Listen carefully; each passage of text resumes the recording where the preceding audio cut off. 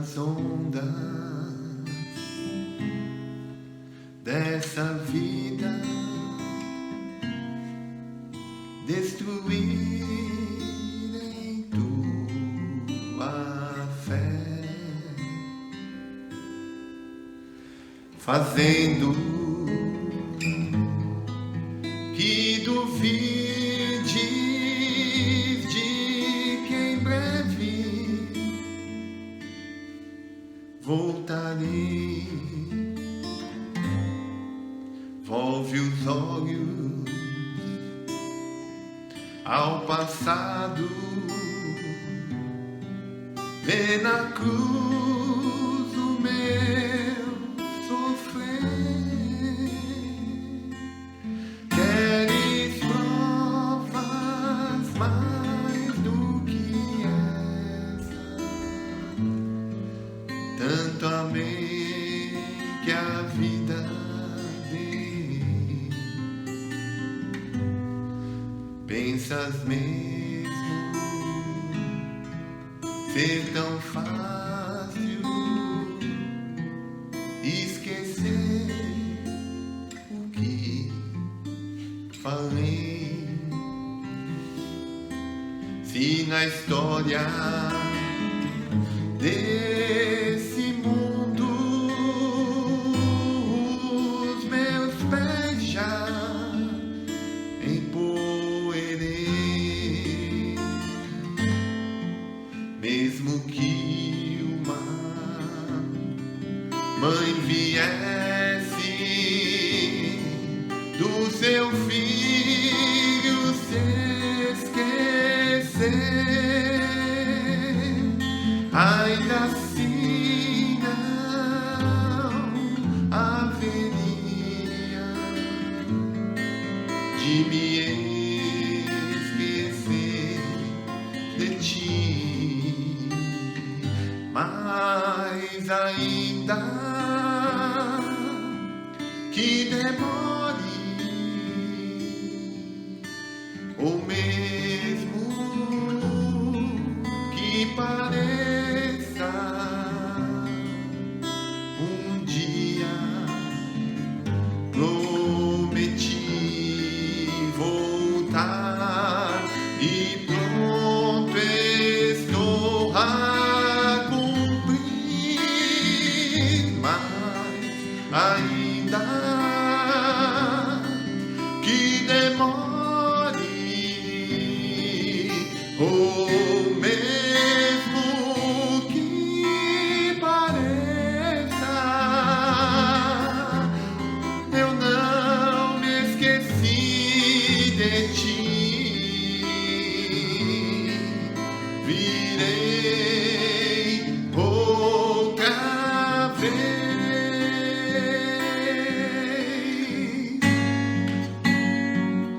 mas ainda que demore,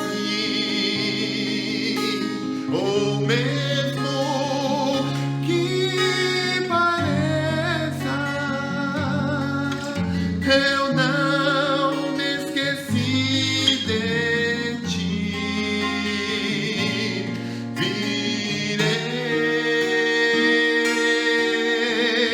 outra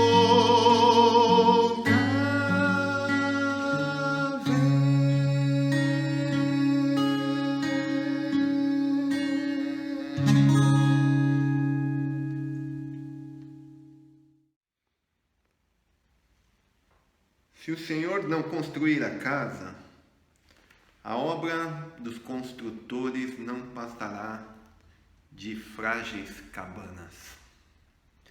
Se o Eterno não guardar a cidade, o vigia noturno não serve para nada, não servirá para nada.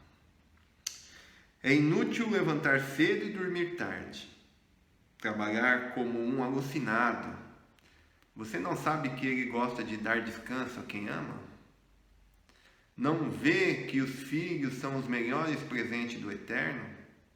Que o fruto do ventre é seu generoso legado? Como flechas de um guerreiro, são os filhos de uma juventude cheia de vigor. Vocês, pais, são abençoados demais quando têm muitos filhos. Seus inimigos não terão chance contra vocês. Serão varridos imediatamente da sua porta. Uma boa noite. Paz do Senhor, meu irmão, minha irmã. Nós somos a Assembleia de Deus em Vila Nova Gerte. Hoje é sexta-feira, dia 23 de abril de 2021. E nós estamos aqui para mais um culto de ensino. Será ministrado pelo nosso querido irmão evangelista Gilvan. Ele vem nos falando, nos ensinando sobre a carta de Efésios. Hoje teremos mais uma porção da palavra de Deus. Esse texto que eu li no início aqui foi o Salmo 127. Acabei de compartilhar esse salmo com um casal de amigos e é uma bênção, né? O ponto que nós estávamos conversando ali é que aos seus ele dá enquanto dorme. E o Senhor cuida de nós de uma forma tão especial, né? Que bom é poder estar na mão de um Deus tão grande, mas que ao mesmo tempo Ele se importa comigo e com você aí. Então eu quero orar nesse momento e eu quero aproveitar aqui essa oração e enquanto está tendo a estreia, se você está assistindo esse culto, enquanto está ocorrendo a estreia na sexta-feira, entre 7h30 e 8h30, ele vai entrar no ar e você vai ter acesso ao chat. Se eu não me engano aparece aqui, ó, desse lado aqui. Coloque teu pedido de oração e nós, no próximo culto, nós anotaremos e iremos orar. Como nós iremos orar agora pelos pedidos que foram colocados no chat do último culto de quarta-feira. Então, nessa oração, irmãos, vamos colocar tantos pedidos que nós temos, né? Esse tempo de pandemia, tempo de reclusão. Deus é poderoso para poder visitar você. Ele está aí com você, cuidar da sua situação, por mais difícil que ela seja, né? Aos seus olhos, para Deus não tem nada impossível.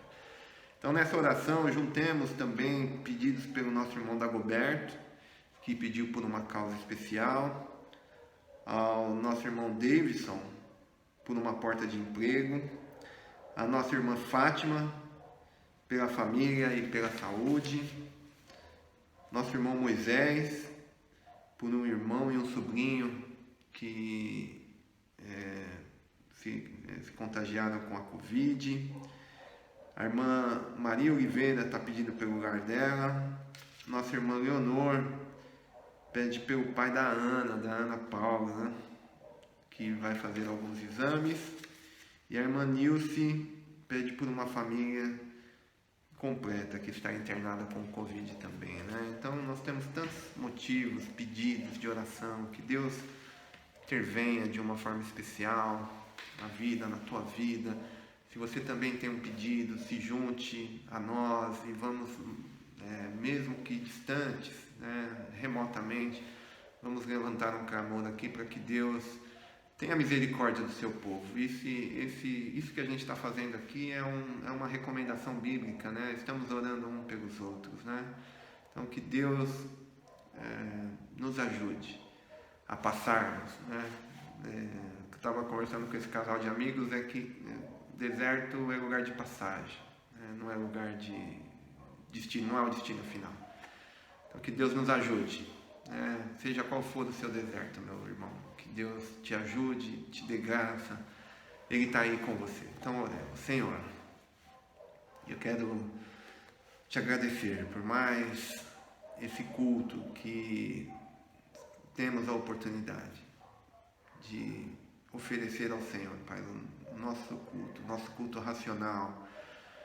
Oh Senhor, eu te agradeço pela oportunidade, te agradeço porque o Senhor de uma forma tão especial, Pai, o Senhor nos alcançou, nos tirou de um mundo tenebroso para a sua maravilhosa luz.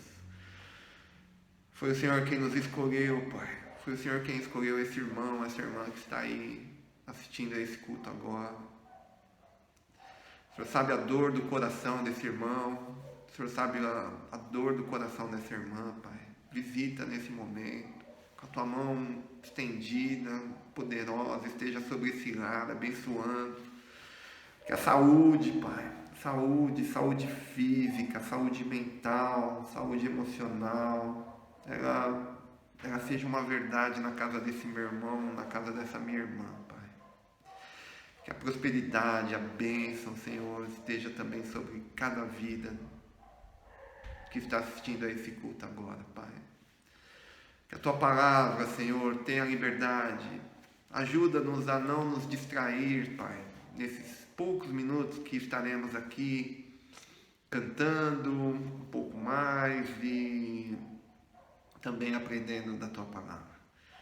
Senhor, nos ajude, que a Tua palavra ela traga crescimento, que ela traga consolo, que ela traga exortação, que ela traga edificação à vida de cada um de nós, Pai, e que possamos ter a certeza de que o Senhor esteve conosco ao final desse culto aqui, Pai.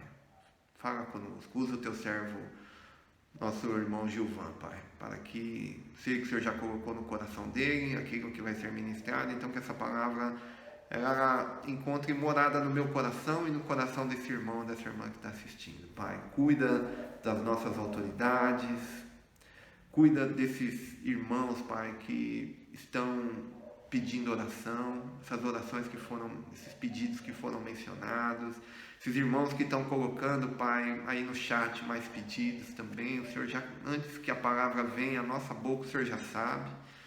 Então queremos como igreja aqui, Pai, nos unir e orar, Senhor, para que o Senhor intervenha de uma forma poderosa, milagrosa, porque para Ti, Senhor, não há impossível, Pai. Para o Senhor não há impossível. Obrigado por mais essa oportunidade, Pai. Esteja conosco. É o que nós queremos Te pedir e Te agradecer no nome de Jesus Cristo. Amém. Muito bem, irmãos. Glória a Deus. Glória a Deus. Deus seja louvado. Vamos cantar?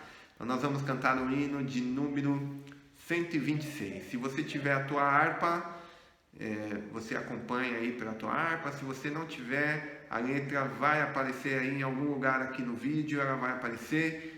Cante com a gente, não deixe de louvar ao Senhor nesse momento, tá bom? Hino número 126.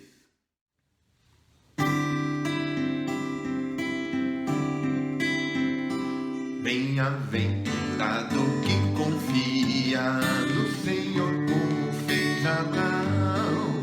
Ele creu ainda que não via, e assim a fé não foi em vão. É feliz quem segue fielmente nos caminhos santos do Senhor. Na tribulação é paciente, esperando no seu Salvador.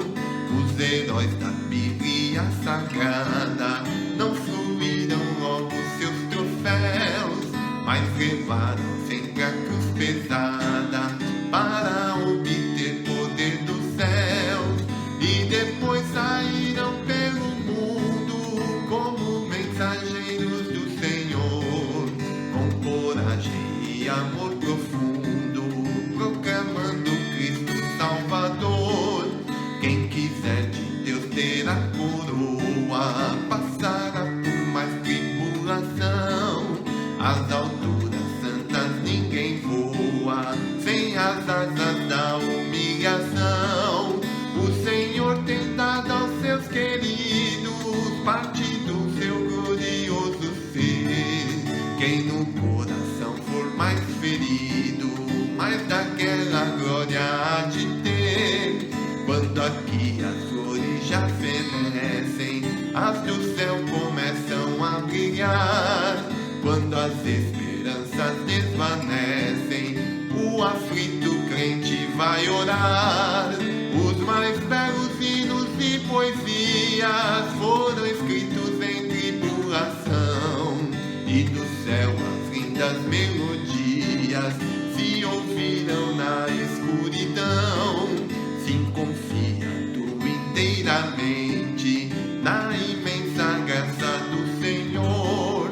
Seja de ti longe o desalento e confia no seu santo amor. Aleluia, seja a divisa brisa do herói todo vencedor, e do céu mais forte vem a brisa que te leva ao seio do Senhor.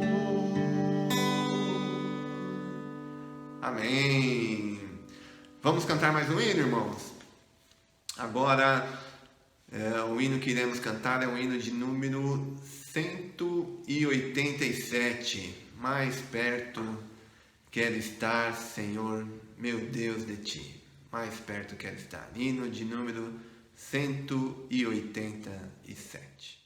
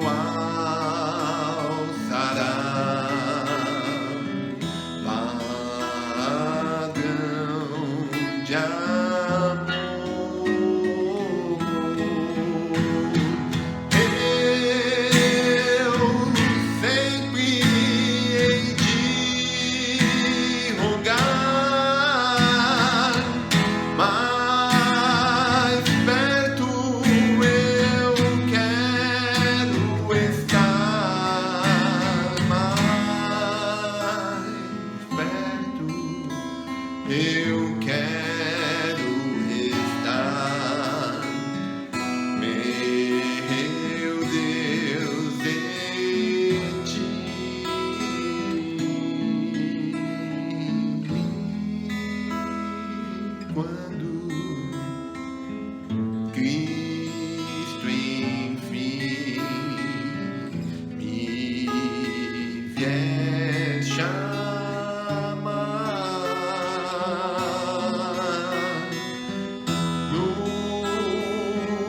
céus com serafins,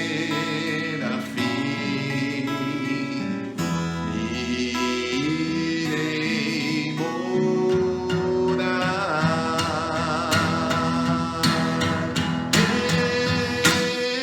Então me alegrarei perto de ti, meu rei,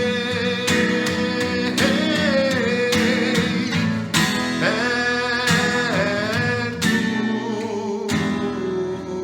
de ti, meu rei,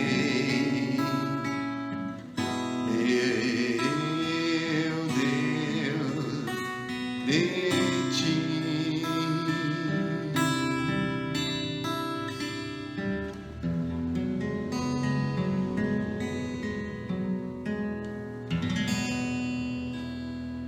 Amém. Glória a Deus. Com a palavra, nosso evangelista Gilvan. Eu quero cumprimentar todos os irmãos com a graça e com a paz do nosso Senhor e Salvador Jesus Cristo. Eu estou feliz de estar aqui mais uma vez, podendo compartilhar com você uma porção das Escrituras. Nós estamos estudando a carta de Paulo aos Efésios e esse já é o nosso 7º encontro para expor a palavra de Deus.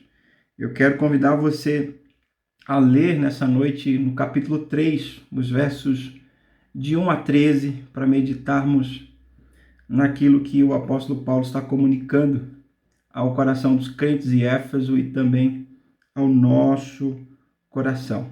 Vamos ler juntos Efésios, capítulo de número 3, versos de 1 a 13.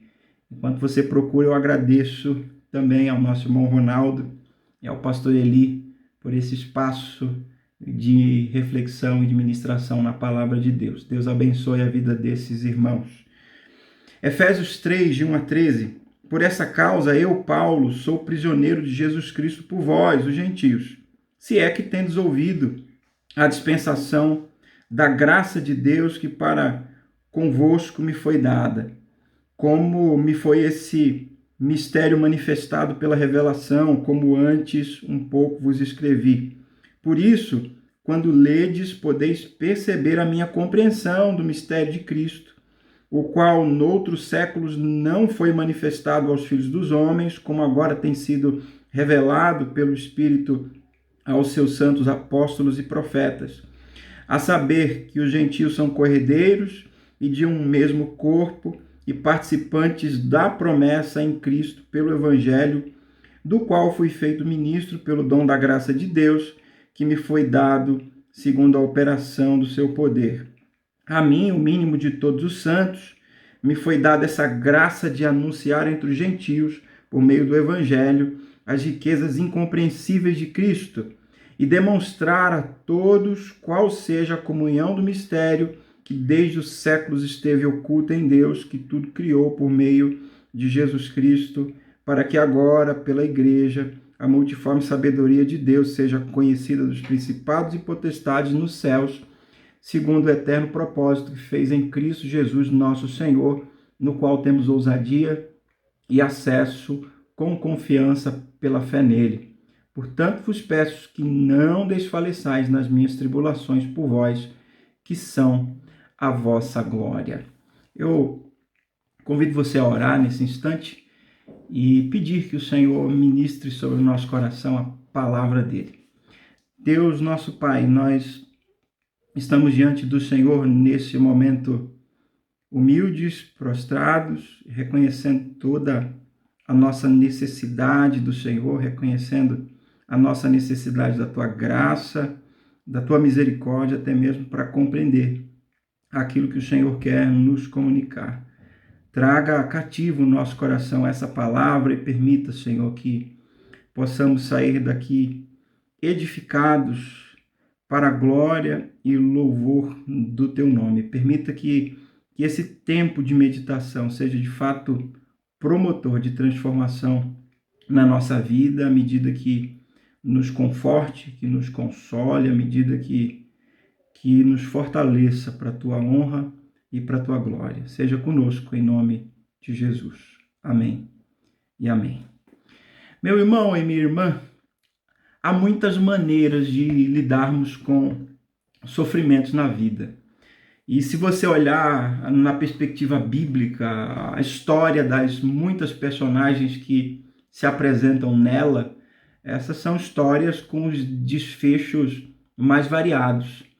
Quando eu falo de sofrimentos, por exemplo, e me vem à mente alguma personagem bíblica, eu penso, por exemplo, em 2 Reis 4, onde há a narrativa de uma mulher que servia a Deus com temor, uma mulher que abençoava a obra de Deus à medida que abençoava o profeta Eliseu. Essa era uma mulher que, apesar de tão próspera e abnegada e tão desejosa de conhecer mais a respeito da vontade de Deus, era uma mulher que não tinha um sonho realizado, ela não tinha filhos.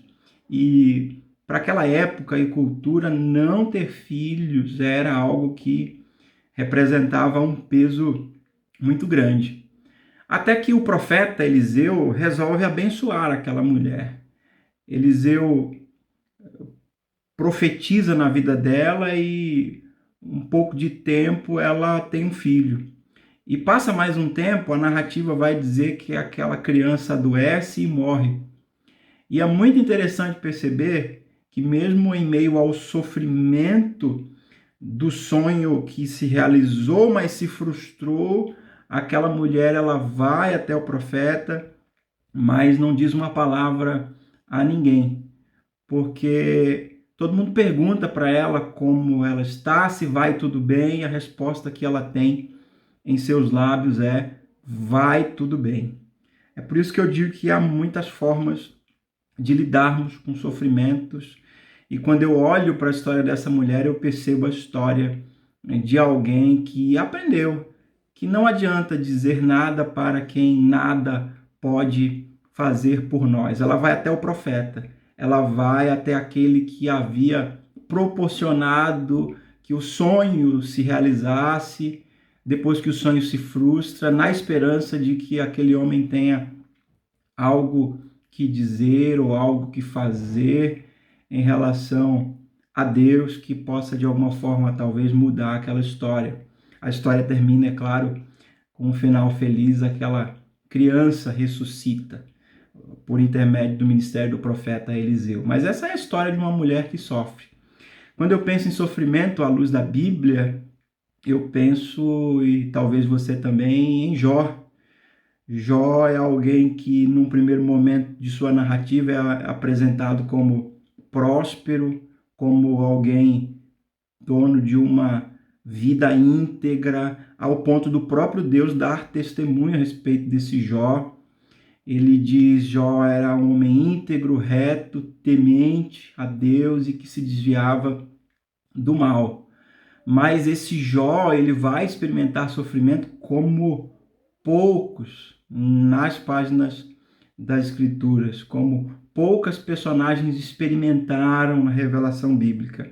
Em um único momento, Jó perde todas as suas riquezas, Jó perde a sua família e mais adiante ele vai perder inclusive a sua saúde, mas ele não perde jamais a esperança de que há um Deus que percebe o seu sofrimento, que vê o seu sofrimento e é por isso que ele diz: eu sei que o meu Redentor vive, eu sei que o meu Redentor vive, por fim se levantará e ele há de revestir esses meus ossos com a minha carne, com os meus olhos verei a Deus. Essa é uma declaração de fé de Jó tremenda, em um momento de muito sofrimento, de muita angústia. O Jó poderia amaldiçoar a Deus, como sugeriu a sua esposa, mas não, ele conserva a sua integridade, ele adora a Deus e ele crê que Deus é poderoso para mudar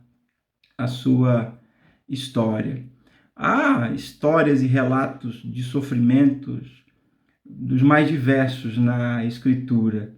E eu não precisaria ir muito mais adiante citando exemplos bíblicos, porque o sofrimento, com toda certeza, já bateu a porta do seu coração, do meu coração.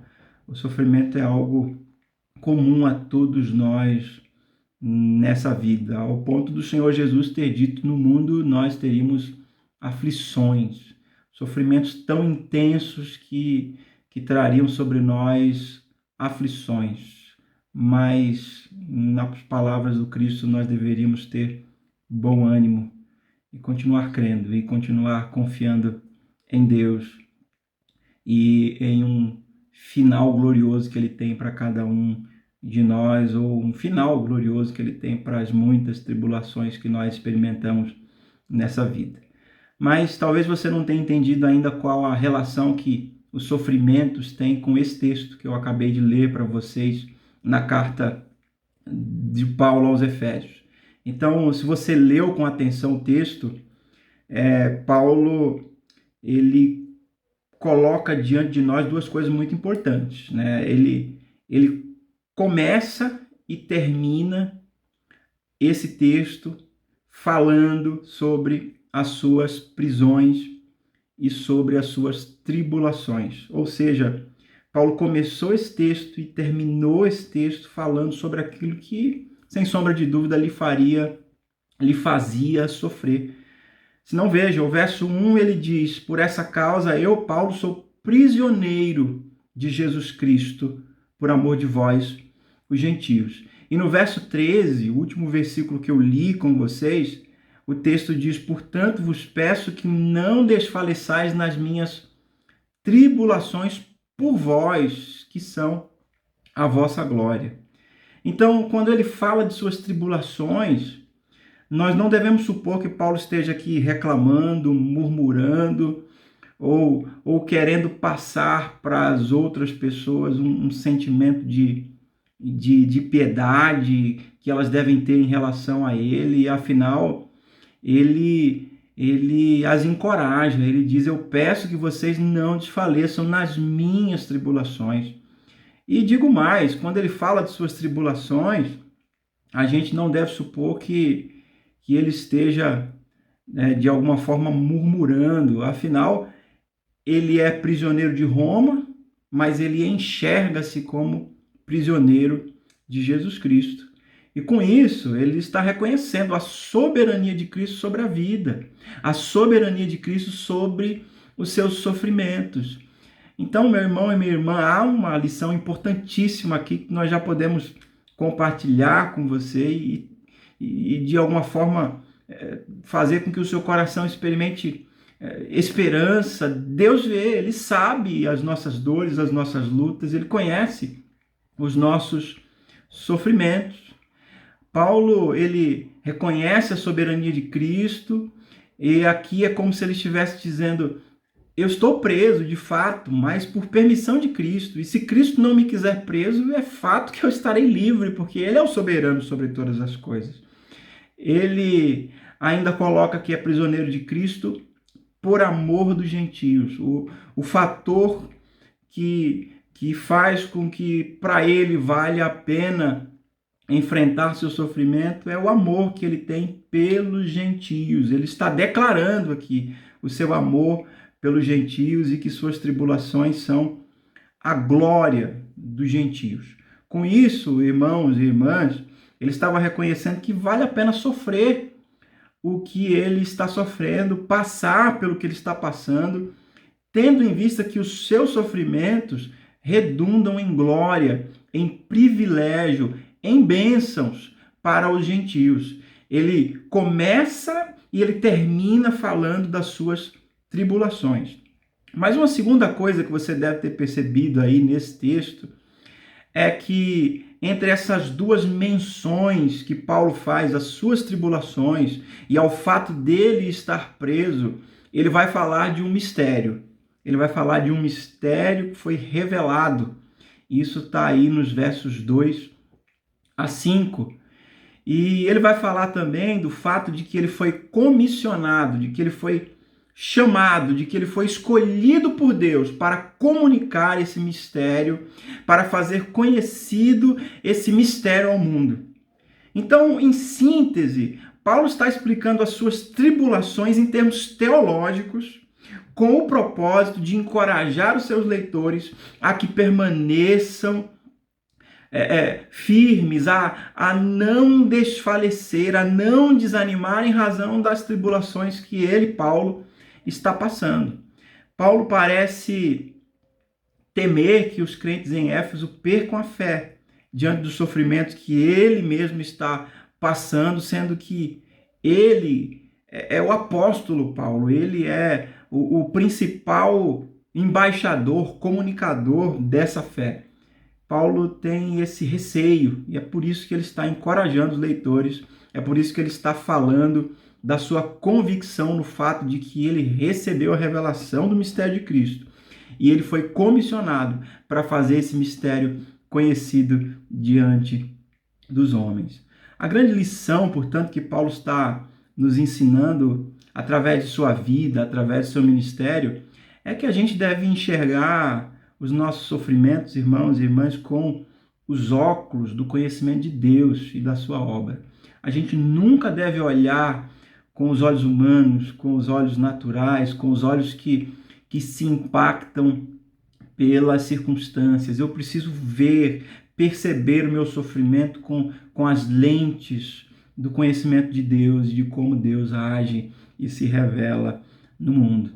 As perguntas que a gente precisa responder, portanto, à luz desse texto e que procuraremos responder durante a nossa reflexão são: como Paulo enxergava os seus sofrimentos e como ele se motivava a continuar sua missão mesmo em meio a prisões e tribulações. Então eu convido você a acompanhar a exposição desse texto e após essa exposição eu pretendo elencar aqui algumas lições práticas para a minha vida e para a sua vida, sobretudo quando nós estivermos passando por momentos de lutas, de sofrimentos em nossa vida.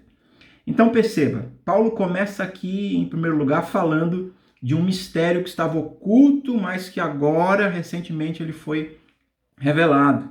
No verso 1 ele diz: por essa razão eu, Paulo, prisioneiro de Jesus Cristo, por amor de vós, os gentios. Por essa razão é uma referência ao que ele disse no final do capítulo 2, que Deus uniu judeus e gentios em um único corpo, a saber, a igreja.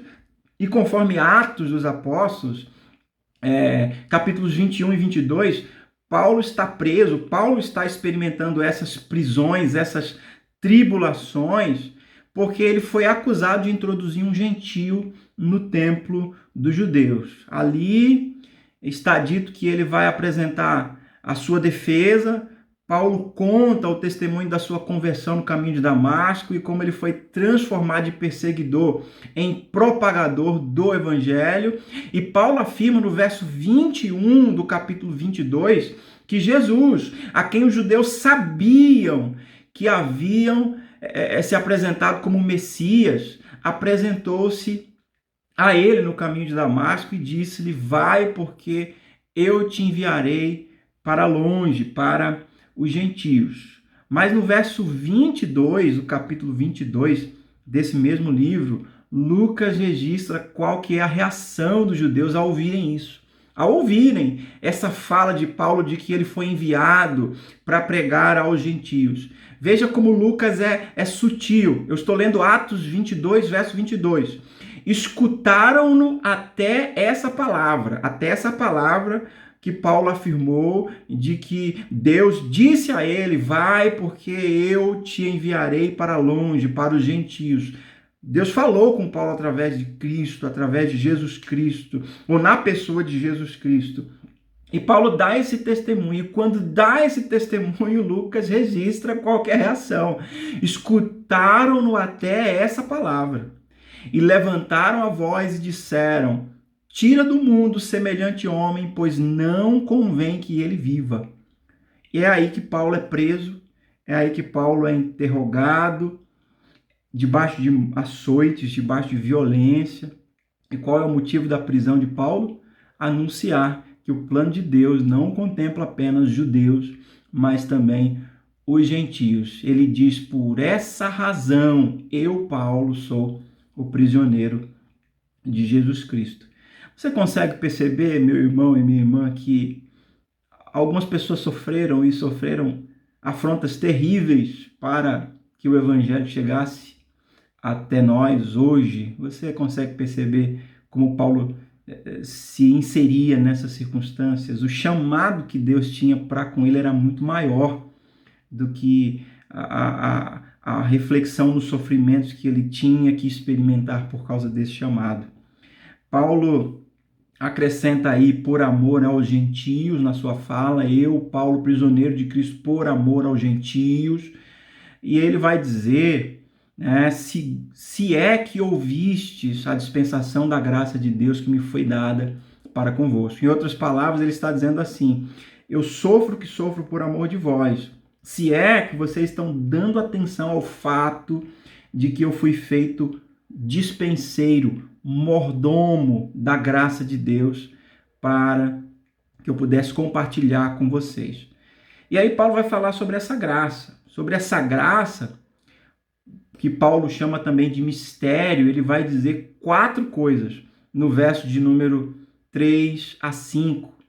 Ele diz que esse mistério lhe foi manifestado por revelação, e nós sabemos, Jesus Cristo revelou-se a esse Paulo enquanto ele ainda era Saulo, enquanto ele ainda era perseguidor. Uma segunda coisa que ele diz, que ele já havia escrito a respeito desse mistério na mesma carta, verso 3, a parte B, e de fato ele fez isso lá no capítulo 1, no capítulo 1 e no capítulo 2, quando ele apresenta a obra do Pai, do Filho, do Espírito Santo, constituindo a igreja, e quando ele fala da união de judeus e de gentios em um único corpo, que é a igreja, ele está falando disso, ele está falando a respeito desse mistério, esse é o mistério. Ele diz uma terceira coisa: se os leitores relerem, eles vão perceber a compreensão que Paulo tem desse mistério, que é ímpar, que é característica apenas de alguém que teve revelação disso. E a quarta coisa que Paulo diz, ele vai dizer que esse mistério estava oculto aos homens, mas Deus agora revelou aos apóstolos e profetas por intermédio do Espírito Santo. Então, o resumo dessa primeira sessão é: o mistério estava oculto. O mistério é o fato de que Deus se revelou em Cristo e uniu judeus e gentios, mas agora esse mistério foi revelado. Essa é a primeira parte do texto, essa é a primeira grande mensagem que Paulo está passando para nós nesse texto, que, como eu já disse, está no invólucro dos seus sofrimentos e das suas lutas pessoais. Mas vamos à segunda porção desse texto, versículos 6 a 13. Paulo agora vai falar, em segundo lugar, que ele foi comissionado para proclamar esse mistério que estava oculto. Ele foi chamado, ele foi feito mordomo, ele foi feito dispenseiro desse mistério. A posição dos gentios, conforme o mistério é revelada aí no verso 6, o mistério que Deus revelou pelo Espírito Santo aos apóstolos e profetas, pode ser entendido em 3 máximas. Primeiro, os gentios são co-herdeiros, e a palavra aqui é sugcleonomo, co-herdeiros. Os gentios são co-herdeiros e membros de um mesmo corpo. A palavra no grego aqui é sussomo. Os gentios, eles são co-herdeiros, eles são co-membros de um mesmo corpo, eles são co-participantes, que é sumetóchos, da promessa de Cristo. Em seguida, Paulo vai falar da sua posição como dispenseiro desse mistério. Ele fala da posição dos gentios. Eles são co-herdeiros, co-membros, co-participantes. A sua posição é a posição de um dispenseiro desse mistério, de alguém que foi chamado por Deus para transmitir essa mensagem, versos 7 e 8. Paulo, ele se vê como ministro, como mordomo, como um dispenseiro, constituído conforme o dom da graça de Deus. Paulo não se coloca aqui como mais especial do que os outros homens, pelo fato de que ele é o despenseiro desse mistério. Ele diz: eu fui constituído conforme o dom da graça de Deus. Então, pela graça, Deus me deu o privilégio de comunicar essa mensagem. Essa graça lhe foi concedida conforme a força ou a operação do poder de Deus. Novamente, aquela mesma expressão que Paulo usou no capítulo 1, referindo-se ao poder que ressuscitou Jesus dentre os mortos e que nos fez ressuscitar com ele. Paulo diz que esse mesmo poder atuou fazendo dele, Paulo, apóstolo, dele, Paulo, o dispenseiro do dom da graça de Deus. É interessante destacar também que Paulo se vê como menor de todos os santos, e isso está dito aí no verso de número 8. Essa expressão equivale a menor do que o mínimo e menor do que o mais baixo. Paulo se vê dessa forma. E lembre-se que ele, em outras porções da Escritura, como por exemplo na carta aos Coríntios, em 1 Coríntios 15, 9, por exemplo, ele diz que ele é o menor dos apóstolos. E lá em 1 Timóteo 1,15, ele referiu-se a si mesmo como sendo o maior de todos os pecadores. Aqui na carta aos Efésios, ele refere-se a si mesmo como o menor de todos os santos. Então, ele é o menor dos apóstolos, o menor de todos os santos, ele é o maior dos pecadores, mas é também o alvo da graça de Deus que o alcança e que faz dele dispenseiro desse mistério glorioso de salvação que está disponível a todo que crê. Aleluia. Ele se vê dessa forma, mas ele entende que ele recebeu o privilégio que só podem ser descritos como graça, a graça de pregar o evangelho das insondáveis riquezas de Cristo. E é interessante perceber ainda que no verso de número 9, ele fala aí de manifestar, de produzir luz, de brilhar, de iluminar, de clarear, de tornar evidente a comunhão do mistério oculta no Deus Criador de todas as coisas. Esse é o nosso papel, esse é o nosso chamado de trazer luz, de iluminar, de clarear, de tornar evidente a comunhão no mistério oculto no Deus Criador de todas as coisas. Eu e você também somos dispenseiros desse mistério. Assim, Paulo se via em relação ao mistério, mas perceba que ele destaca ainda a posição da igreja como anunciadora do mistério, nos versos 10 a 12. Paulo recebeu a graça de pregar o evangelho e manifestar a comunhão com o seguinte propósito: primeiro, para que a igreja torne conhecida, e presta atenção, conhecida dos principados e potestades nas regiões celestiais, a multiforme ou de muitas cores sabedoria de Deus.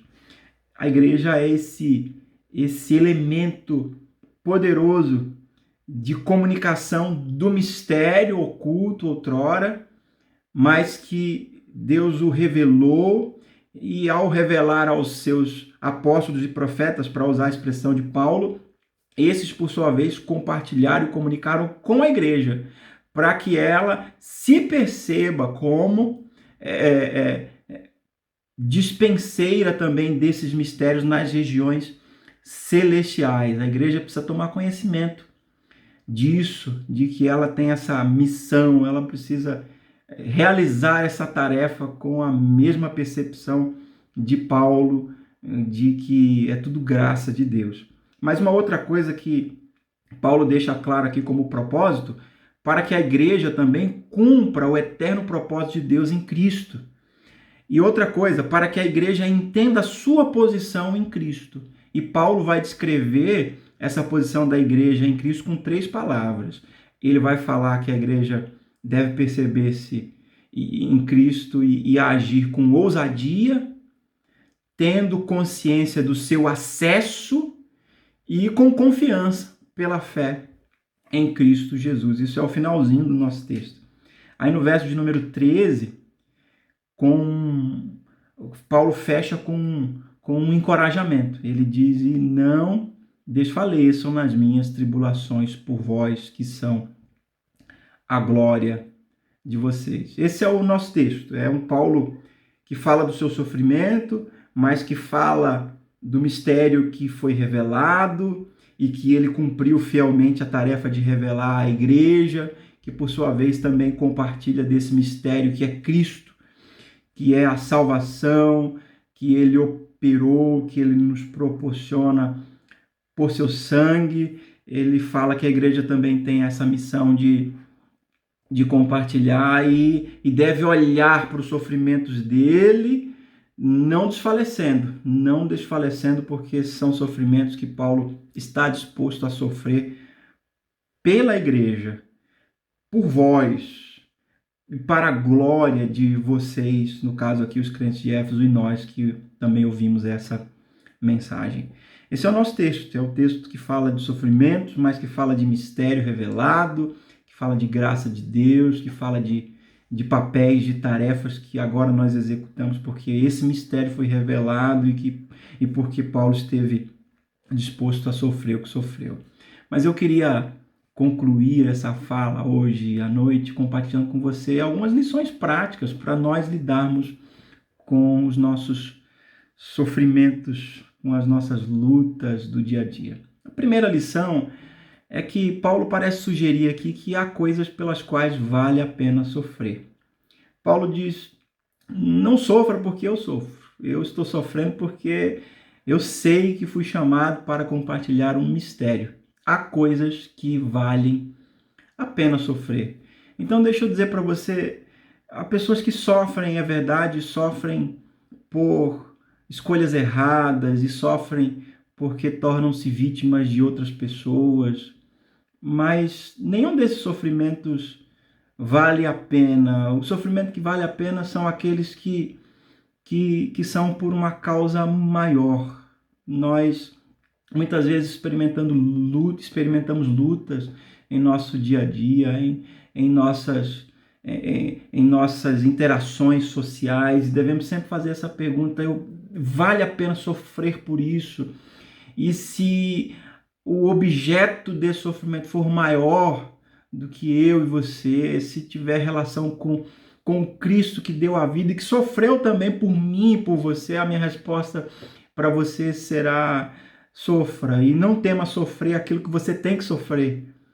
E sofra sabendo que o seu sofrimento não é em vão no Senhor e ele não é desapercebido do Deus que sabe na sua própria carne o que é sofrimento. Uma segunda lição que a gente pode aprender desse texto é que Paulo sugere que é importante que o nosso sofrimento ele seja motivado por amor. O nosso sofrimento precisa ser motivado por amor. É por isso que ele diz assim: eu sou prisioneiro de Cristo por amor de vós, os gentios. O que me motiva a sofrer por vocês, gentios, é o amor que eu tenho em Cristo, o amor de Cristo por mim, o amor que me alcançou, o amor que transbordou da minha vida e que alcança vocês também à medida que manifesto em meu amor, não o meu amor, mas o amor de Cristo. Você consegue perceber isso, meu irmão e minha irmã? Isso vai muito de encontro ao que Paulo fala aos irmãos em Corinto, quando ele escreve no capítulo de número 13, na primeira carta, o famoso texto sobre o amor. Ele diz ainda que eu dei o meu corpo para ser queimado. Se não tiver amor, nada disso tem valor. Então, no reino de Deus, o sofrimento que tem valor é aquele sofrimento que é experimentado por amor e não por obrigação, ou não, e não por sofrimento, por sentimento de que de alguma forma nós seremos reconhecidos aqui nessa terra. Não, é o sofrimento que a gente sofre, ele deve ser motivado por amor. Terceira lição, Paulo também sugere que precisamos ver o sofrimento daqueles que fazem a obra de Deus como algo que nos enriquece. Eu não digo que nós devemos promover esse sofrimento para sermos enriquecidos. Não é isso.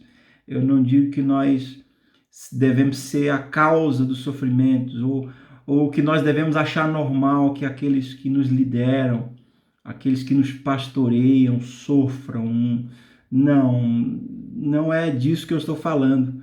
Paulo fala aos irmãos em Éfeso dizendo que o sofrimento que ele experimenta, esse sofrimento é a glória dos gentios, enriquece os gentios, é para o bem dos gentios. Então, nós somos chamados a olhar com compaixão para os nossos líderes nesse tempo que pastores estão extremamente desgastados, nesse tempo em que lideranças estão carregando pesos enormes e estão experimentando sofrimento, dores agônicas.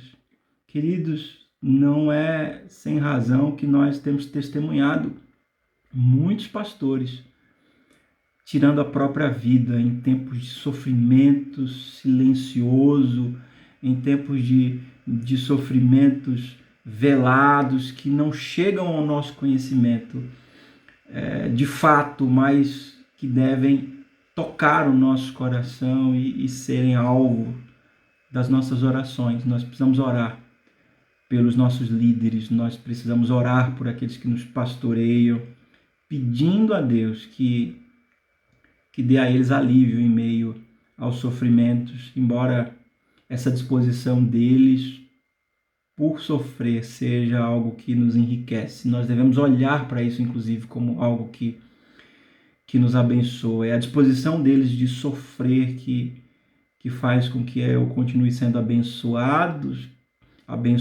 pelo ministério desses homens de Deus tão valiosos, tão valorosos. Uma quarta lição, Paulo sugere que nós precisamos aprender a ser encorajadores dos irmãos, mesmo quando nós estivermos passando por momentos de sofrimento, mesmo quando nós estivermos com aquela sensação de que nós é que precisamos ser encorajados. Você parou para perceber, para pensar, para meditar que Paulo é um homem encorajador, mesmo sendo alguém que nós descreveríamos como profundamente necessitado de encorajamento. Ele está na cadeia, ele está preso injustamente, ele está experimentando sofrimentos injustos e ele está lá dizendo: irmãos, não desanimem porque eu estou preso, não desanimem. Ele está passando a seguinte mensagem: eu não desanimei, eu não sou prisioneiro de Roma, eu sou prisioneiro de Cristo, eu estou preso por cordas de amor, por laços de amor desse Cristo, de modo que eu não perco o meu ânimo jamais. E nós vamos ver Paulo pregando o evangelho mesmo nas prisões, mesmo em tribulações. Na carta que ele escreve aos Filipenses, por exemplo, ele coloca ali um currículo de sofrimentos terríveis, de dores atrozes na alma, no coração, na carne, mas ele não desiste jamais, ele não desanima e ele continua animando outras pessoas mesmo em meio aos sofrimentos. Então eu sei que a gente é tentado a esperar que as pessoas nos deem palavras de ânimo, de encorajamento, e eu acho que deve ser assim. Nós devemos ser encorajadores mesmo daqueles que sofrem, mas experimente, meu irmão e minha irmã, abrir a sua boca e encorajar enquanto você supõe que precisa de encorajamento. Experimente encorajar gente que sofre mais do que você, ou que talvez não sofra tanto quanto você, mas também esteja sofrendo. Experimente ser encorajador enquanto você precisa de encorajamento, e eu tenho certeza que você vai perceber o quanto a palavra de Deus é poderosa, que toca enquanto nós a compartilhamos com outras pessoas. Mas eu posso compartilhar com vocês ainda uma quinta lição. Paulo sugere que quando os sofrimentos batem à nossa porta, o poder de Deus nos aperfeiçoa em nossa fraqueza. É isso que ele sugere aí no texto, quando ele coloca diante de nós a sua experiência de ter sido chamado para ser dispenseiro dos mistérios de Deus. Uma outra lição, Paulo sugere que em meio aos sofrimentos é importante meditarmos em nossos privilégios em contraste com os nossos sofrimentos. E quando eu falo de privilégios e sofrimentos, Paulo considera que o seu maior privilégio é poder ser consolado com a graça de Deus em meio às suas tribulações. É por isso que, noutra parte das Escrituras, ele diz assim, que ele experimenta o sofrimento, mas a graça lhe basta. Ele fala com Deus a respeito do seu sofrimento, mas há momentos que Deus diz assim, não, eu não tenho solução para isso, ou eu não vou resolver isso, porque a minha graça te basta.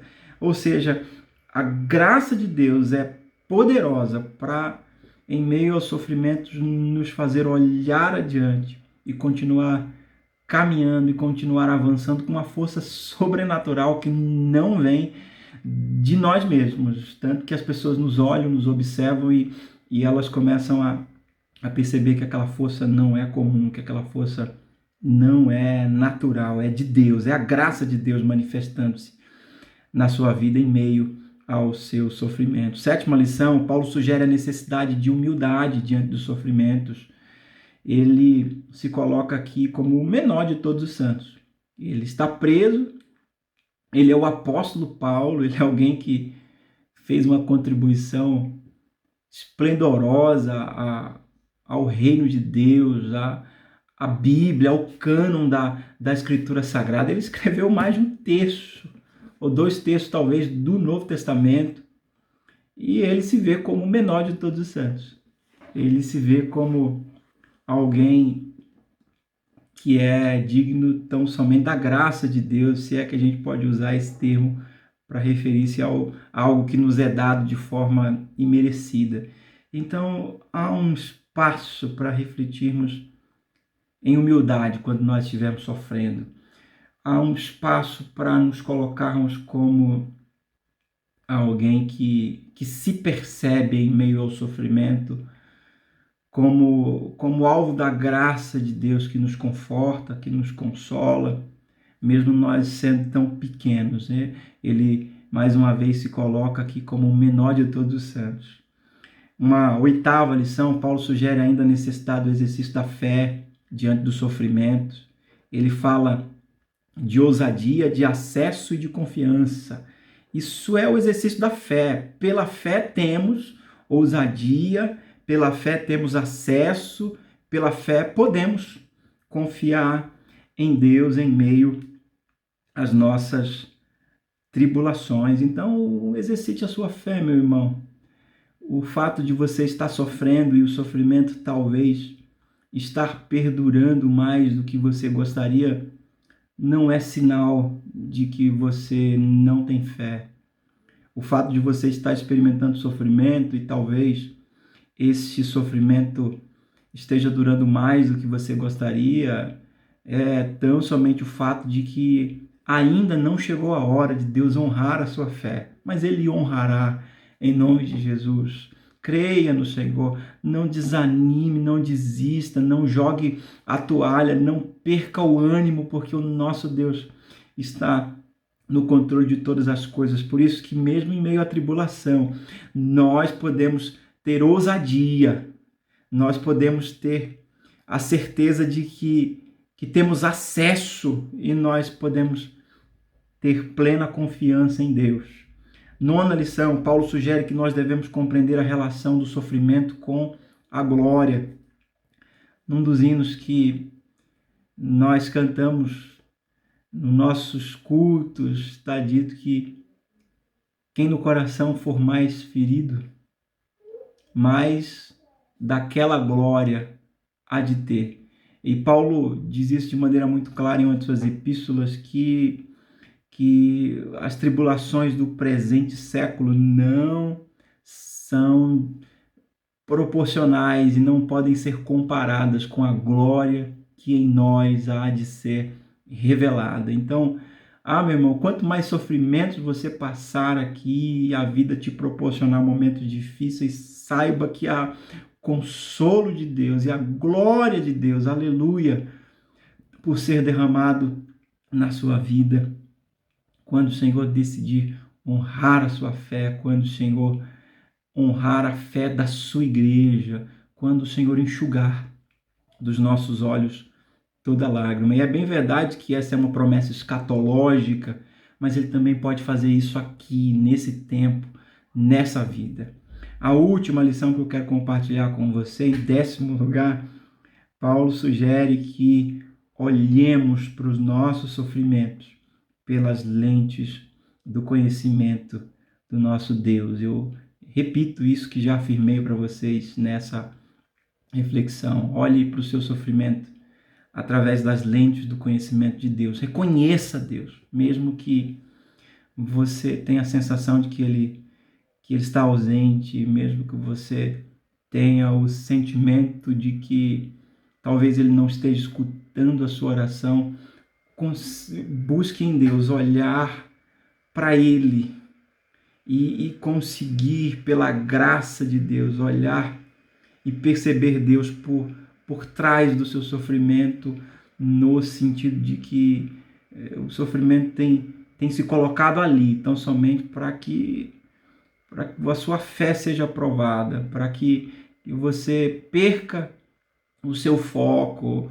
O Senhor muitas vezes permite que a nossa fé seja aprovada, mas eu vou continuar enxergando o Senhor, mesmo que as nuvens estejam de alguma forma obscurecendo a luz dele. Eu vou continuar olhando para Deus e crendo que Ele está no controle de todas as coisas. Eu percebo Deus em todas as coisas. É assim que eu quero me conduzir na minha vida. Então, que Deus nos ajude, que Deus ajude você a continuar firme. Se você está experimentando lutas, sofrimentos, eu oro por você nesse momento. E eu oro pedindo que o Senhor revele-se a você, que Ele demonstre a você que Ele não te abandonou, que Ele não desistiu de você, que Ele continua atento à sua existência e a cada passo da sua caminhada. Que Deus abençoe você, que Deus abençoe a sua casa, em nome de Jesus. Vamos orar mais uma vez. Deus, nosso Pai, eu oro nesse instante por todos aqueles que nos acompanharam até aqui, estão ouvindo essa palavra e meditando nessas verdades tão profundas que o Senhor compartilhou conosco. Nós te pedimos, Senhor, em nome de Jesus, seja sobre aqueles que sofrem. Nós vivemos um tempo tão complicado em nossa nação e no mundo. Há tanta gente enlutada, há tanta gente sofrendo, Senhor, sofrendo dores que são de conhecimento de pouquíssimas pessoas no mundo. Eu sei, Senhor, que há pessoas que sofrem dores que mais ninguém conhece, mas me conforta, Senhor, o fato de que o Senhor conhece, de que o Senhor sonda o coração, que o Senhor sabe, de que o Senhor é, em Cristo Jesus, o sumo sacerdote que se compadece das nossas fraquezas, porque experimentou na sua própria carne essas fraquezas e as dores que são inerentes à nossa caminhada. Eu oro por essas pessoas. Senhor, não há muito o que dizer, a não ser que o Teu Espírito conforte, que o Teu Espírito console, que o Teu Espírito nos dê a graça de percebê-lo, Senhor, mesmo em meio aos nossos sofrimentos e jamais perdê-lo de vista. Eu oro por todos esses, eu oro por Tua igreja, eu oro pelo mundo que chora os seus mortos por Covid-19 nesse tempo tão difícil. Eu peço que o Senhor os abençoe, os conforte, que o Senhor se revele a nós e a cada um deles, em nome de Jesus. E que o amor de Deus, o nosso Pai, a graça do nosso Senhor e Salvador Jesus Cristo, a comunhão e as doces consolações do Espírito sejam com todos. Que todos digam amém e amém. Deus abençoe.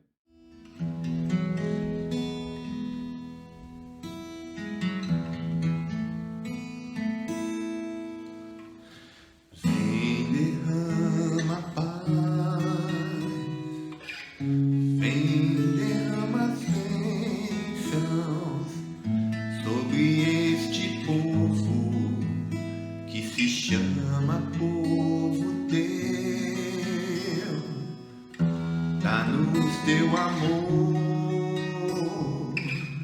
dá-nos tua graça, para que tentações não venham a nos desviar, e a glória seja dada a ti, pelo que tens feito, pelo que tens sido, pelo que fará em nós,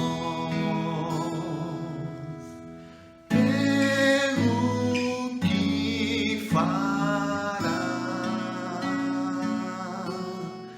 em nós.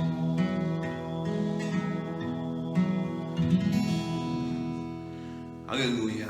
Deus seja louvado.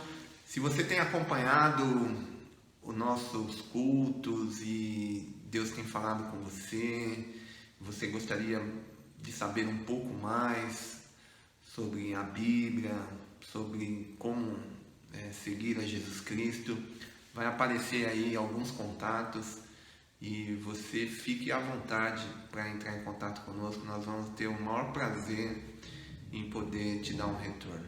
Deus te abençoe. Uma noite de sono restaurador a todos.